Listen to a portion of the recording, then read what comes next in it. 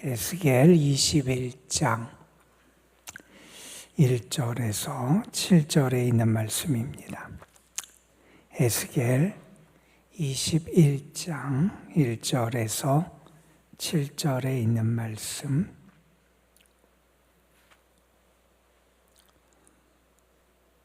오늘 우리에게 주신 하나님의 말씀, 우리 함께 한 목소리로 받들어 읽겠습니다. 또 여호와의 말씀이 내게 임하여 이르시되, 인자야, 너는 얼굴을 예루살렘으로 향하며 성소를 향하여 소리내어 이스라엘 땅에게 예언하라.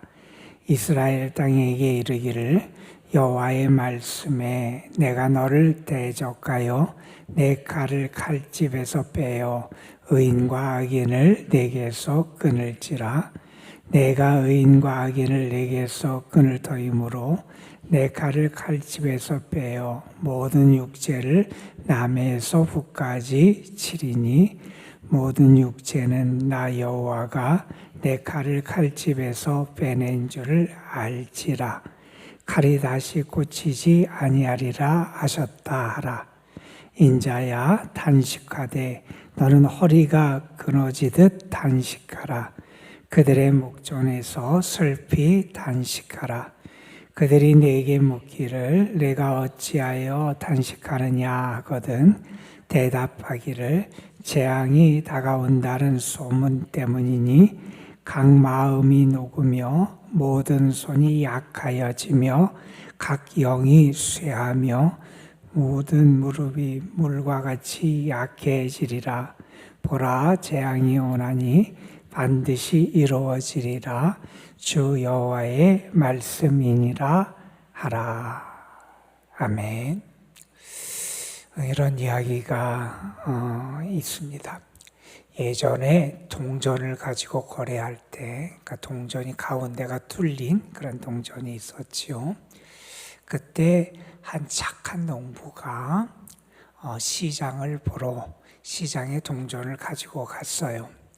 그에게는 동전이 몇 개 있었냐면 7개가 있어서 7개 동전을 이렇게 끈으로 그렇게 묶어서 그 동전을 들고 시장에 가는데 그 거지를 만나게 됩니다. 거진이 동냥을 하고 있는데 너무 안 돼 보이는 거예요. 너무 불쌍해 보여서 그 거지에게 자기가 갖고 있던 7개 동전 중에서 몇 개를 줬냐면 6개를 줬어요. 많이 줬죠. 그런데 그 동전을 받은 거지는 자기에게 그렇게 자선을 베푼 그 착한 농부에게 감사도 하지 아니하고 계속 그 농부를 몰래 따라가요. 왜 따라가느냐? 그 농부에게 남아있는 동전 하나까지 어떻게 하면 내가 저것을 뺏을 수 있을까 하는 마음을 가지고 따라가더라. 아마 실제 있었던 이야기는 아닌 것 같고 어느 사람의 교훈을 위해 만든 이야기 같아요. 그런데 그분은 이 이야기를 하면서 어떤 이야기를 하면 이런 얘기를 합니다. 이 이야기는 하나님과 우리의 관계를 나타내는 것인데, 하나님은 하나님이 세상을 창조하시고 우리에게 6개의 동전, 6날을 우리를 위해 살아갈 수 있도록 주셨다는 거예요. 그런데 하나 있는 그 하나님의 것까지 우리가 뺏으려고 한다. 하나님의 것, 그것까지도 내 삶의 어떤 욕망과 욕심에 눈이 멀어서 하나님에게 영광을 올려드리고 하나님을 위해 살아가는 그 날까지도 나를 위해서, 내 것을 채우기 위해서만 살아가는 게 우리 인간의 모습이 아니냐, 이런 이야기를 합니다. 여러분, 우리 인간은 감사해야 될 때 감사하지 못하고요, 순종해야 될 때 순종하지 못하고요, 하나님에게 영광을 올려드려야 될 때 영광을 올려드리지 못하고 살아가는 경우가 많아요. 우리만 그랬던 게 아니라 예전의 이스라엘 백성들도 하나님의 그 무한한 사랑과 은혜를 받고도 그 하나님께 합당한 감사도 하지 못하고 그 하나님께 합당한 영광을 올려드리는 삶을 살지 못하는 그런 모습을 보여줬습니다. 우리가 지금 읽고 있는 이 에스겔이라고 하는 이 말씀은 이미 북왕국은 멸망한 지 오래가 됐고 남왕국만 남아있고 남왕국의 마지막 때 이제 곧 나라가 망할 텐데 나라가 망하기 직전에 벌어졌던 그 유다 나라의 죄악상과 그 모습에 대한 하나님의 경고의 말씀이 담겨 있는 게 이 에스겔이에요. 하나님의 백성답게 하나님을 예배하고 하나님의 백성답게 하나님의 뜻을 따라 살아가고 삶의 자리에서 하나님의 백성다운 거룩함의 열매를 맺어가야 되는데 그렇게 살아가지 못하는 모습을 우리에게 많이 보여주는 게 이 에스겔이라고 하는 그런 예언서의 말씀이기도 합니다. 에스겔은 크게 보면 세 덩어리로 구분할 수가 있어요. 먼저 앞부분은 1장부터 24장의 말씀이 유다 그리고 예루살렘에 대한 하나님의 경고의 말씀이에요. 그들의 죄악이 얼마나 큰지 그 죄악에 대해서 하나님이 어떻게 행하실지 그런 경고를 통해서 하나님은 그들이 뉘우치고 돌이키기를 원해서 그들을 향한 심판과 경고의 말씀을 주세요. 그리고 가운데 덩어리 25장부터 32장의 말씀은 이방 열방에 대한 심판과 경고의 말씀을 주시고 그 이후에 33장부터 저 마지막 48장은 구원과 회복의 비전을 보여주시는 말씀이에요. 우리가 잘 아는 마른 뼈 골짜기가 다시 살아나는 그런 말씀이라든지 하나님의 손에서 두 막대기가 하나가 되는 비전이라든지 하나님의 성전에서 그 물이 흘러나와서 온 땅에 흘러가고 온 땅에 생명을 회복하고 땅을 회복하고 물을 회복하는 비전이라든지 그게 저 뒷부분에 이렇게 기록되어 있는 게 에스겔 말씀이에요. 우리가 지금 읽고 있는 부분은 특별히 이 유다와 예루살렘에 대한 하나님의 경고와 심판의 말씀이 주로 나타난 부분을 우리가 읽고 있는 것이고 우리가 어제 읽은 말씀 그 다음에 봐도 하나님께서 비유를 통해서 그들이 이대로 있다가는 결국 하나님의 심판을 당하고 말 것이다 하는 것을 나타내는 하나님의 말씀이 선포가 됩니다. 20장 45절 이하의 말씀에 보면 하나님께서 숲에 대한 비유를 드세요. 숲을 향해서 남쪽에 있는 숲을 향해서 예언해라 숲에 대해서 예언해라 이렇게 말씀하시는데 그 숲이 어떻게 되느냐 불이 그 숲에 와서 숲이 다 타버리는 거예요. 여러분 우리가 최근에 얼마 전에도 우리나라 그리고 외국에서도 산불의 피해가 얼마나 무서운지에 대한 뉴스들을 많이 접했을 거예요. 여러분 그 산에 불이 나서 그 산을 다 나무들을 태워버리듯이 불타는 숲 불타는 나무의 비유를 통해서 하나님의 심판이 그들에게 이렇게 임할 것임을 경고하는 말씀을 하나님이 들려주세요.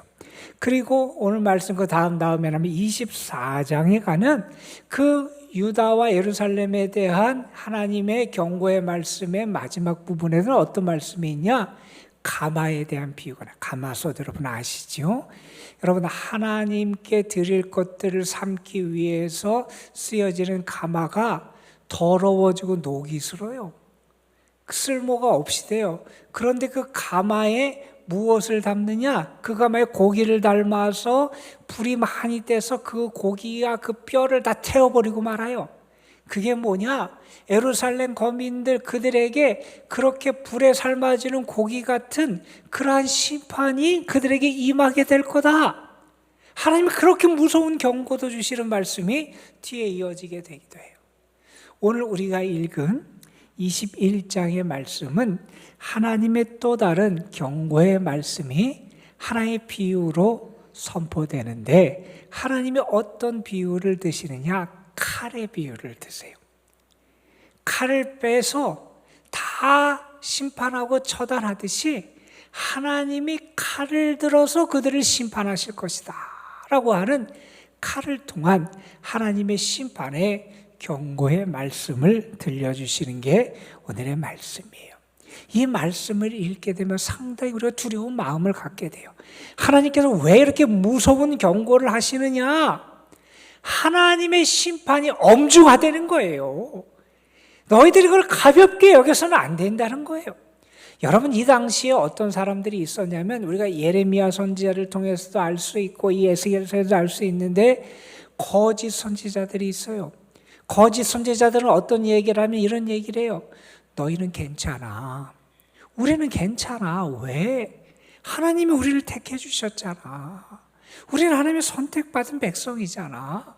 우리는 다윗을 통한 다윗 가문의 통치를 받잖아. 하나님께서 다윗 가문에게 어떤 약속을 해주셨어? 하나님이 함께 하실 것이고 보호하실 것이고 하나님께서 다윗과의 언약을 기억하시고 우리를 안전하게 지켜주실 거야. 우리는 괜찮아. 우리가 왜 괜찮냐? 우리에게는 하나님의 성전 예루살렘 성전이 있잖아. 이 성전은 하나님의 은혜와 영광과 임재의 상징인데 하나님이 여기 함께 하시는데 아무리 세상에 어떤 대적이 와도 우리는 걱정할 거 없어. 우리는 안전해. 사람들에게 이렇게 그들이 걱정할 것 없이 안전하다, 평안하다고 얘기하는 거짓 선지자들이 있었고 사람들은 그 말을 더 듣기 좋아하잖아요. 그런 말에 혹하잖아요. 그 말을 더 신뢰하잖아요.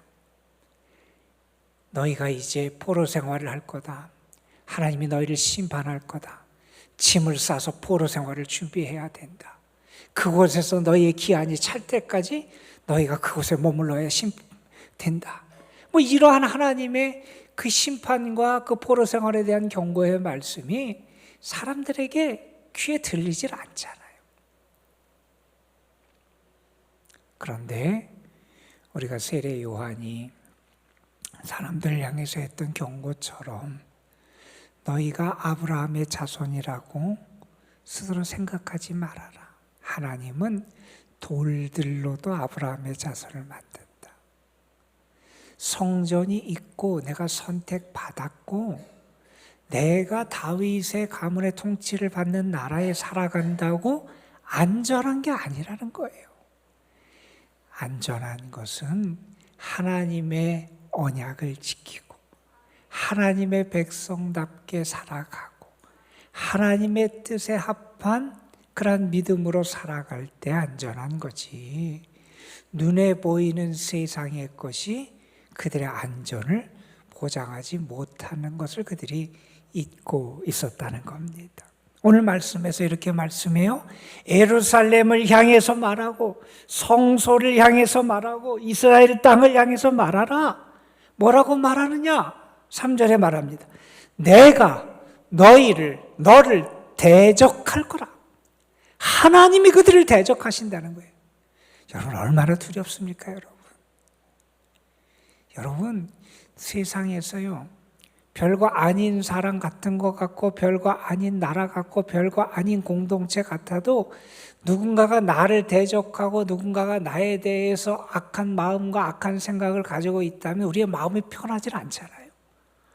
그런데 여러분 그 하나님, 천지를 지으신 하나님, 지금까지 그들의 목자가 되셨던 하나님, 다윗 가문을 통하여 그들을 통치하시고 그동안 많은 시련과 어려움이 있을지라도 그들과 함께 하시고 은혜로 역사해 주셨던 그 하나님이 뭐라고 말씀하시느냐? 내가 너를 대적할 거다.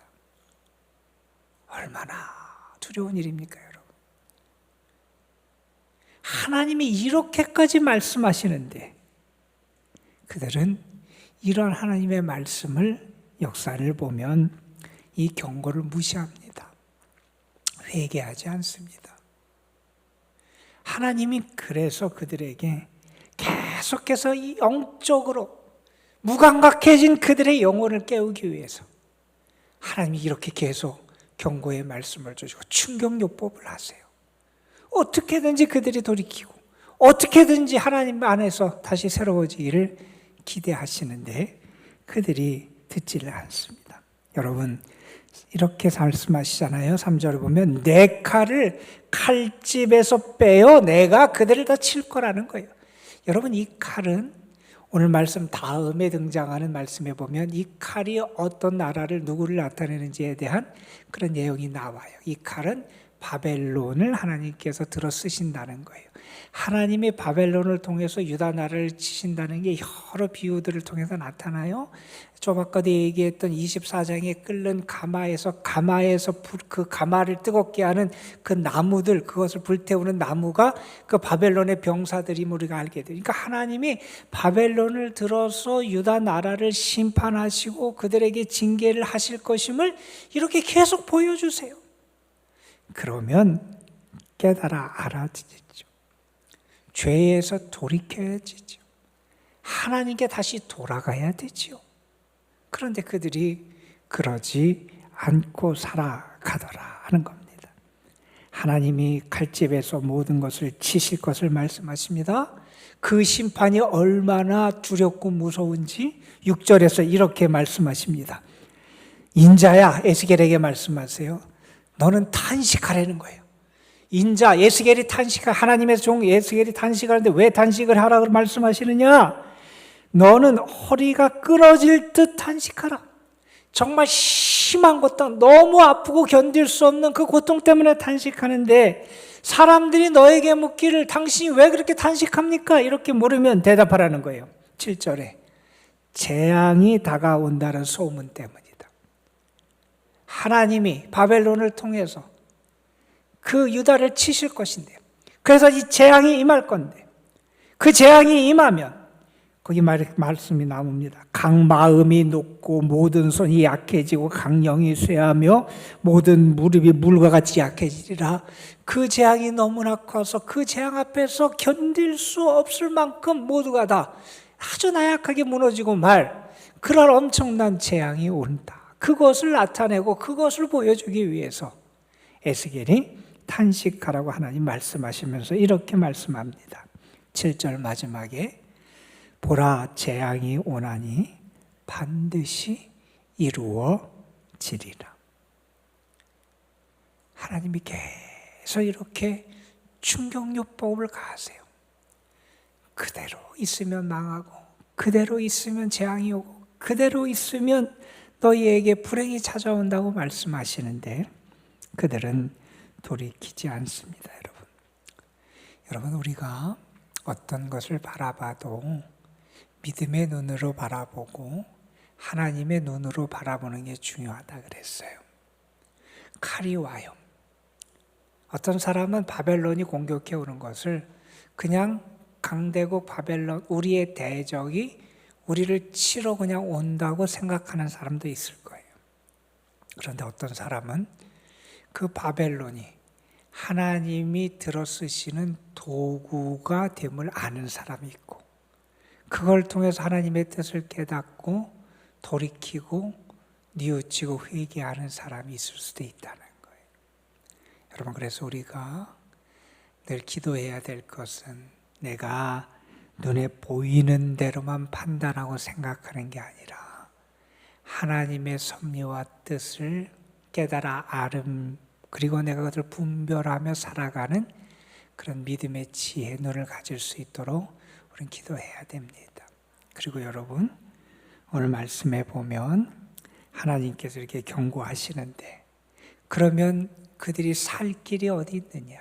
그들이 살 길은 세상의 것 눈에 보이는 것을 의지하는 게 아니라 그들이 회개하고 하나님께 순종하고 죄에서 돌이키는 데 있음을 그들은 잊고 있었다는 겁니다. 여러분 이러한 진노를 나중에 심판을 유다가 당해서 망하게 되는 일이 이제 마지막 시드기야 왕 때 벌어지게 되잖아요. 그들은 그들의 죄악에 따른 마땅한 대가를 받게 돼요. 나중에는. 자, 그러면서 여러분 우리의 모습을 잠시 좀 생각해 봤으면 좋겠습니다. 우리는 우리의 죄가를 마땅히 받았나? 사실 그러지 않았지요.